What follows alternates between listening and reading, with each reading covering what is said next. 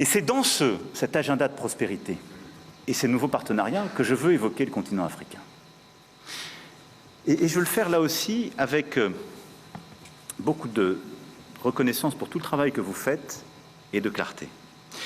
D'abord, nous avons un agenda qui doit sortir en quelque sorte des obsessions du passé.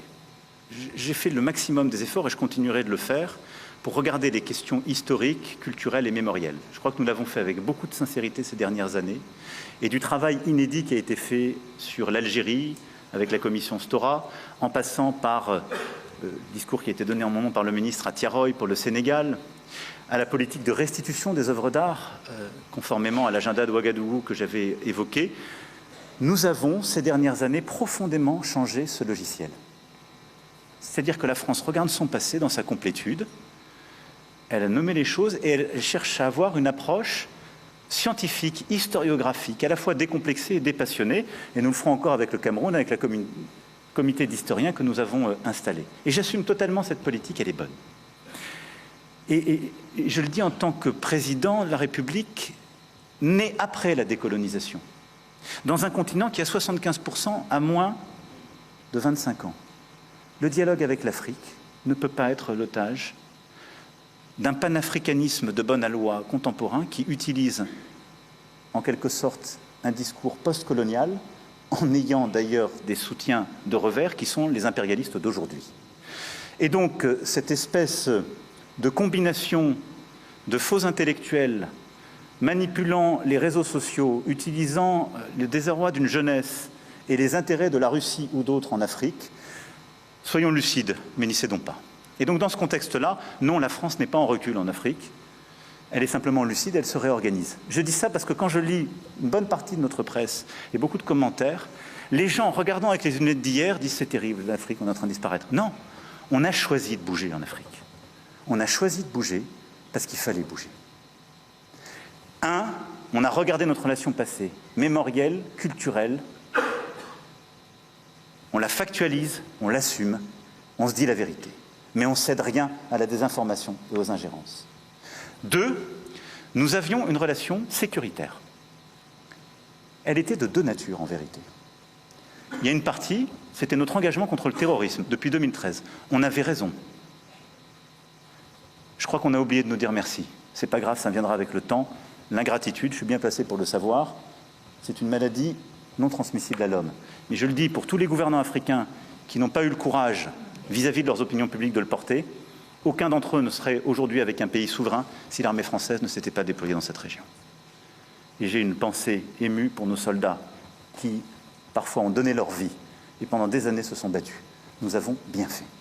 On est parti parce qu'il y a eu des coups d'État. Parce qu'on était là à la demande d'États souverains qui avaient demandé à la France de venir. À partir du moment où il y a eu des coups d'État, où les gens ont dit « notre priorité, c'est plus la lutte contre le terrorisme, c'est ceci ou cela, qu'importe », la France n'y avait plus sa place, parce que nous ne sommes pas les supplétifs de putschistes. Donc on est parti. Et ensuite, on a décidé, ça c'est le deuxième volet, de réorganiser notre présence militaire. Pourquoi? Parce qu'on avait en quelque sorte une rémanence.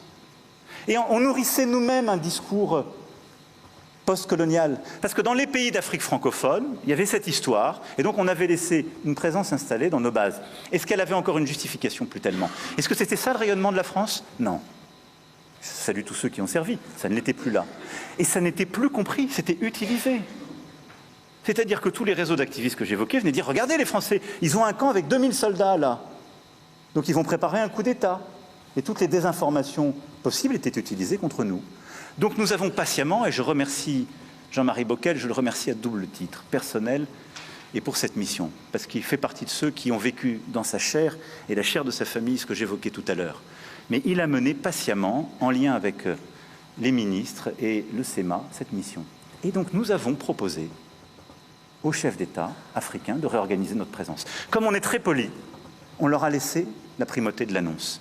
Mais vous ne vous trompez pas, c'est nous qui l'avons... Et parfois, il a fallu les pousser.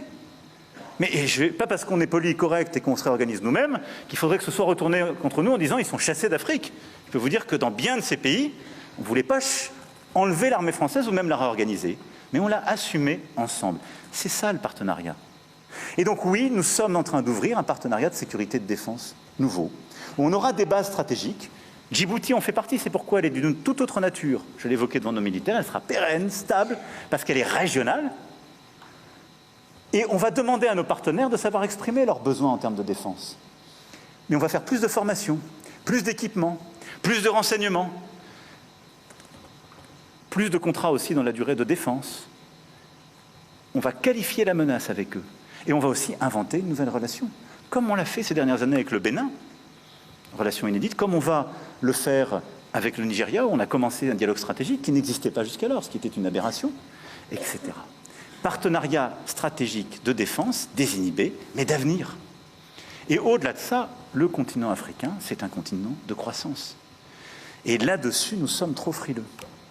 Je le dis aussi parce que quand je lis toujours la presse, les lunettes françaises sont obsédées par l'Afrique francophone. Il faut regarder l'Afrique francophone avec fierté, on y a des intérêts, on y a des amitiés chères chez les dirigeants, dans la société civile et ailleurs. Mais enfin, on a bien fait de faire le premier grand voyage depuis 25 ans du Nigeria en France il y a quelques semaines. 25 ans. Ça n'est qu'un pays à 250 millions d'habitants. Bien fait d'aller faire la première visite au Kenya. Imaginez. On a bien fait de retourner pour la deuxième fois en Éthiopie, pays de plus de 100 millions d'habitants. D'avoir consolidé une stratégie énergétique et d'investissement avec l'Afrique du Sud. Nos lunettes sur l'Afrique ne sont plus les bonnes quand on parle de l'Afrique. C'est un continent où il y a des grands émergents, il y a des potentiels de croissance formidables. Et nous sommes en train parfois de désinvestir. Et donc il faut retrouver de l'audace, repenser nos financements.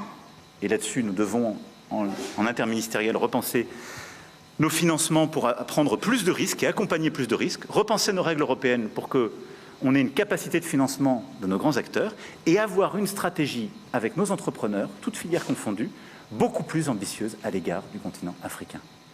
Et la regarder comme un continent d'opportunités sur la question commerciale et économique, sur la question alimentaire et agricole, sur la question de l'innovation dans tous les domaines, sur la question artistique et culturelle, sur la question sportive, qui sont là aussi des domaines où nous avons des expertises, où on les a montrées au monde entier, en particulier avec les Jeux olympiques et paralympiques, et où il y a toute une stratégie export qu'on doit déployer, parce que tous les acteurs français qui ont travaillé pour nos Jeux, on veut qu'ils aillent travailler pour la Coupe d'Afrique des Nations et d'autres grandes compétitions, et que ce soit ce faisant une politique qui vienne en soutien avec ce qu'on fait en matière éducative et autres.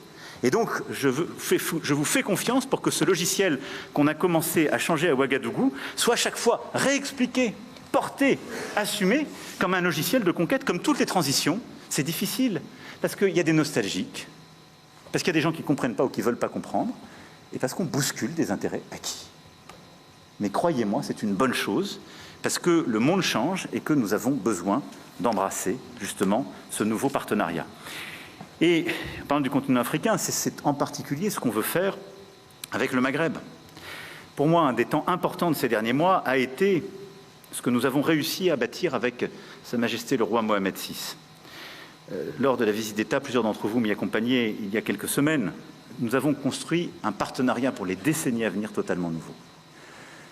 Il est dans tous les domaines, il est d'une ambition inédite et il est pour moi véritablement constitutif de cette nouvelle approche. Il doit d'ailleurs être un de nos relais à l'égard d'une approche africaine réinventée. C'est-à-dire qu'on aura des projets franco-marocains sur le continent africain. Parce que c'est une autre façon aussi d'aborder ce continent et de changer le regard à l'égard de la France quand on l'aborde ensemble.